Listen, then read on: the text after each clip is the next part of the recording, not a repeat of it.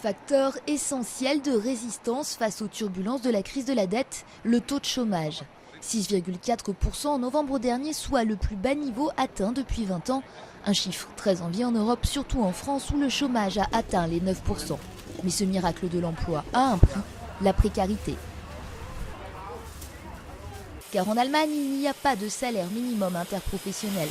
Les jobs à 1 euro de l'heure ou les mini-jobs payés 400 € par mois sont légion. En 2010, 1,2 million de salariés ont même travaillé pour 5 € de l'heure ou moins. Le modèle allemand, c'est donc aussi des niveaux de rémunération impensables chez les voisins européens. Et au mois de novembre dernier, ce sont plusieurs milliers de salariés, essentiellement dans la sidérurgie, qui ont manifesté pour les salaires avant d'obtenir une hausse de 3,8%. Les exportations, la grande force de l'économie allemande, ce sont essentiellement des biens d'équipement comme les voitures. En 2011, elles sont en hausse de 12%.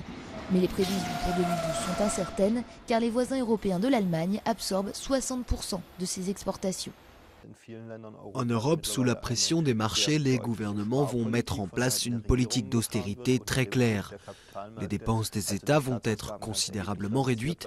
Ça pèsera sur la conjoncture et aussi sur les exportations.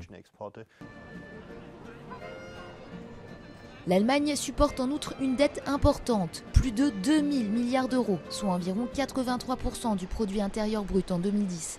Pas aussi haute que celle de l'Italie, mais parmi les plus lourdes de l'Union européenne et nettement hors des clous par rapport aux critères de la monnaie unique.